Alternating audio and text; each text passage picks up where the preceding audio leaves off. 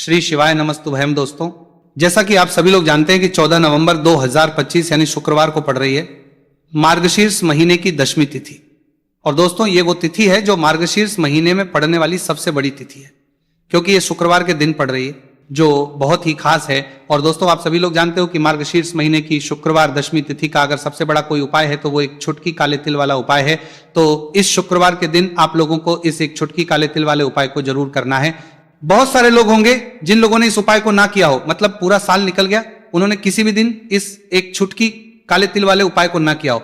पर दोस्तों, आपके पास एक आखिरी मौका बचा हुआ है जो कि 14 नवंबर के दिन है। तो इस दिन आप लोगों को इस वाले उपाय को जरूर कर लेना है। भले ही आपने पूरे साल भर इस उपाय को ना किया हो, पर अगर आपने इस मार्गशीर्ष महीने की 10वीं तिथि के दिन अगर इस वाले उपाय को कर लिया तो आपको इस उपाय को करने का वो फल मिलेगा जिसकी आपने कभी कल्पना भी नहीं करी होगी। इसीलिए आप लोग इस वाले उपाय को एक बार जरूर कर लेना, ताकि आप लोगों के हाथ से ये मौका ना जा सके और आपको इस उपाय को करने का फल मिल सके। दोस्तों, ये उपाय पंडित जी ने अपनी अभी की ही शिव महापुराण की कथा में बताया है, जिस उपाय को आज हम आपको बहुत अच्छे से समझाने हैं। इस वीडियो को देखने के बाद इस उपाय को समझने के लिए आपको कोई और वीडियो को देखने की जरूरत नहीं पड़ेगी। तो चलिए दोस्तों, उपाय को शुरू करते हैं। देखिए, ये इस मार्गशीर्ष महीने के शुक्रवार 10वीं तिथि के दिन ये इतना खास होता है, इतना महत्वपूर्ण होता है। देखा गया है कभी कभी बड़े बड़े पूजा पाठ अनुष्ठान से जो मनोकामना पूर्ण नहीं होते, वो मार्गशीर्ष महीने के शुक्रवार 10वीं तिथि के दिन एक छोटे से उपाय करने से ही आपकी मनोकामना पूर्ण हो जाती है। और बहुत सारे लोगों ने इस उपाय को किया भी है और उनको इस उपाय को करने का फल भी जरूर मिला है। अगर आप लोग भी इस उपाय को करना चाहते हैं तो आप इस उपाय को पहले अच्छे से समझ लेना, सुन लेना, उसके बाद करना, आपको इस उपाय का फल जरूर मिलेगा। और इस उपाय को कर लेने से आपके घर में चाहे किसी भी प्रकार की दुहक और समस्या क्यों ना चल रही हो, आपको उसका कारण भी नहीं पता है कि भाई यह समस्या किस कारण से रही है, उसका कुछ भी कारण हो सकता है, जैसे पितृदोष हो सकता है या किसी भी तरह का मंगल दोष भी हो सकता है।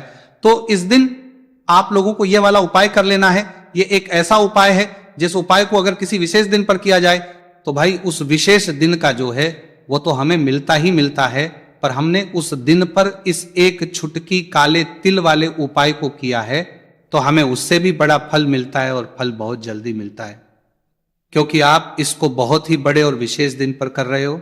तो चलिए अब उपाय के बारे में बात करते हैं।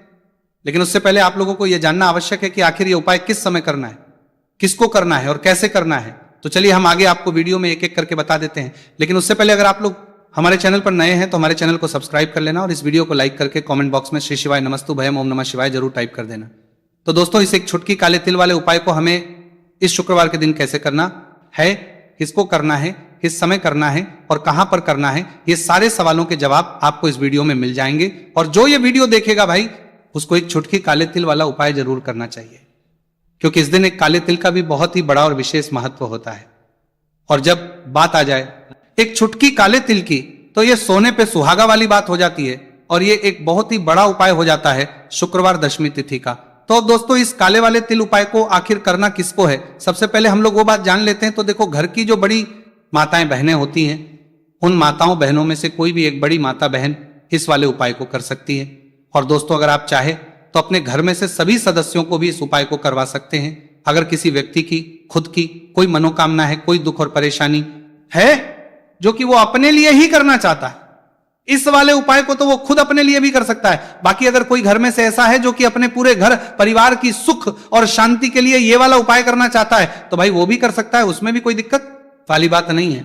कहने का मतलब यह है कि इस उपाय को हर एक सदस्य भी कर सकता है और पूरे घर परिवार के सदस्य के लिए घर की बड़ी माताओं बहनों में से कोई एक माता बहन भी कर सकती है। माताएं अगर घर में उपस्थित ना हो या वो ये वाला उपाय ना कर पा रही हो, तो फिर घर का कोई बड़ा सदस्य भी इस काले तिल वाले उपाय को कर सकता है, चाहे फिर वह पुरुष ही क्यों ना हो, उसमें कोई भी दिक्कत वाली बात नहीं है। अब दोस्तों, इस एक छुटकी काले तिल वाले उपाय को हमें करना कहां पर है, इसे हमें तुलसी के कियारे के पास में जाकर करना है। बहुत सारे लोग प्रश्न करते हैं हर एक उपाय को करते समय, क्या हम इस उपाय को घर पर या मंदिर में कर सकते हैं। देखो, तो इस वाले को आप घर ही करोगे तो अच्छा रहेगा। अगर घर पर तुलसी का पौधा नहीं है तो शिव मंदिर में उपाय को करोगे तो भी अच्छा होगा इस वाले उपाय को। उसके बाद में दोस्तों, जो अगला प्रश्न निकल कर आता है वो यह आता है इस उपाय को लेकर कि आखिर इस उपाय को हमें किस समय करना है, सुबह के समय करना है कि शाम के समय करना है। तो देखो, इस वाले उपाय को आप लोग सुबह के समय भी कर सकते हो और शाम के समय प्रदोष काल में भी कर सकते हो। अब अगर आप पूछो कि भाई साहब सबसे उत्तम समय कौन सा इस एक चुटकी काले तेल वाले उपाय को करने का, तो हम आपसे बस यही कहेंगे कि इस उपाय को आप शाम के समय करेंगे तो ज्यादा बेहतर होगा। बाकी अगर सुबह के समय भी करेंगे तो भी अच्छा होगा, उसमें कोई भी दिक्कत वाली बात नहीं है। तो अब दोस्तों जो अगली सबसे बड़ी और महत्वपूर्ण बात आती है वो ये आती है कि सुबह अगर हम उपाय को करेंगे तो हमें कितने बजे से लेकर कितने बजे तक के बीच में करना है, और शाम के समय प्रदोष काल में करेंगे तो हमें कितने बजे से लेकर कितने बजे के बीच में करना है। तो देखो, सुबह जितनी जल्दी हो सके आप उपाय को करने की कोशिश करना। बाकी अगर किसी कारणवश लेट भी हो जाओ, थोड़ी देर भी हो जाए, तो 10 या 11 बजे तक भी आप उपाय कर लेना, पर 12 बजे से ज्यादा देरी ना हो, ठीक है, इस बात का ध्यान रखना। उसके बाद में दोस्तों अगर शाम के समय प्रदोष काल की बात करें, प्रदोष काल का जो समय है होता है वो शाम के 6 बजे से शुरू है। मतलब शाम के 6 बजे से लेकर 7 बजे के बीच का जो समय होता है यह समय प्रदोष काल का समय होता है।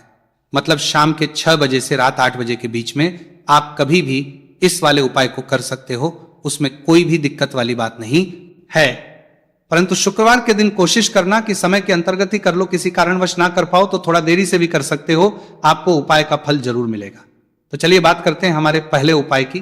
देखिए, इसके लिए आपको 2 दीपक लेने होंगे, दोनों ही दीपक आप मिट्टी के भी ले सकते हैं और दोनों ही दीपक आप शुद्ध आटा मढ़कर उनके भी तैयार कर सकते हैं। अब दोस्तों दोनों ही दीपक के अंदर आपको शुद्ध घी का प्रयोग करना होगा और एक दीपक के अंदर आपको गोल रुई की बाती का प्रयोग करना होगा और एक दीपक के अंदर आपको लंबी बाती का प्रयोग करना होगा। लंबी बाती वाले दीपक के अंदर आप मौली वाला जो धागा आता है कलावा का, उसकी बाती का प्रयोग भी आप लंबी बाती वाले दीपक के अंदर कर सकते हैं। देखिए, 2 दीपक वाला यह चमत्कारी उपाय केवल शुक्रवार की रात्रि में ही किया जाता है, इसीलिए आपको इस उपाय को बहुत ही ध्यान से समझना। इसी के साथ में आपको एक छुटकी काले तिल के दाने लेना है और इसी के साथ में आपको मात्र एक छुटकी हल्दी भी लेनी होगी। अब दोस्तों ये सभी सामग्री लेकर के आपको रात्रि के समय पहुंच जाना है अपने घर में, जहां कहीं भी तुलसी पौधा, तुलसी माता का निवास स्थान है, वहां पर देखिए दोस्तों, सबसे पहले तो आपके पास जो एक गोल बाती का दीपक, उसे आपको तुलसी जी के वहां पर प्रज्वलित करना है।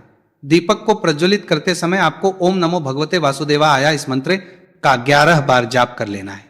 अब देखिए दोस्तों, आप जो एक छुटकी काले तिल के दाने लेकर के आए हैं, उन्हें आपको अपने सीधे हाथ में रखना है और जो आपने गोलबाती दीपक प्रज्वलित किया है माता तुलसी जी के वहां पर, उसके ऊपर से आपको इन एक छुटकी काले तिल को घड़ी की दिशा में घुमाना है। आपको अपना नाम और अपनी गोत्र को बोल देना है और फिर आपको इन काले तिल को उससे जलते हुए दीपक के अंदर डाल देने हैं। देखिए, काले तिल भगवान विष्णु के पसीने से उत्पन्न हुए हैं और जब भी हम यह दीपक रात्रि में प्रज्वलित करते हैं तो इससे हमें हमारे कर्ज में राहत मिलती है, जीवन में धन प्राप्ति के नए नए मार्ग खुलते हैं। हमारा अगर कोई भी कार्य रुका हुआ है तो वह भी परिपूर्ण होता है। देखिए, गोलबाती का जो दीपक है, विशेषकर हम माता तुलसी के वहां पर भगवान विष्णु और माता लक्ष्मी के निमित्त प्रज्वलित कर रहे हैं। इस प्रकार से आपको यह दीपक प्रज्वलित कर देना है। अब जो आपके पास लंबी बाती का दीपक है, एक छुटकी हल्दी है, तो इससे आपको लेकर के पहुंचना है अपने घर के मंदिर में।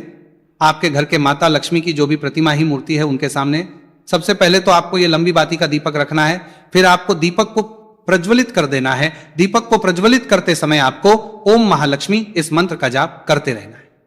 अब दोस्तों, आपके पास जो एक छुटकी हल्दी है उसे आपको अपने सीधे हाथ में रखना है और इस एक छुटकी हल्दी को आपको उस दीपक के ऊपर से 11 बार घड़ी की दिशा में घुमाना है और आपको ओम महालक्ष्मी नमः मंत्र का जाप करते रहना है और इस एक छुटकी हल्दी को आपको उसे दीपक के अंदर डाल देना है। देखिए, एक छुटकी हल्दी वाला जो दीपक है आपके जीवन से दुर्भाग्य को समाप्त करता है। माता लक्ष्मी की आपको कृपा प्राप्त करवाएगा, धन प्राप्ति के आपके जीवन में नए नए मार्ग बनाएगा। देखो, अगला उपाय है वो भी बहुत ज्यादा खास है। तीनों उपाय को आप जरूर सुनना, क्योंकि जो आपको लगे वो उपाय आप कर सकते हैं। देखिए, इस उपाय के लिए आपको 2 हरी इलायची लेनी होगी। हरी इलायची आपको साबुत लेनी है, खंडित नहीं होनी चाहिए। और इसी के साथ में आपको मात्र थोड़ा शहद लेना है। शहद आपको मात्र आधा चम्मच या फिर उससे भी कम ले लेना है और इसी के साथ में आपको एक दीपक ले लेना है। दीपक आप चाहे तो मिट्टी का भी ले सकते हैं और आप चाहे तो शुद्ध आटा मढ़कर उसका दीपक भी आप तैयार कर सकते हैं।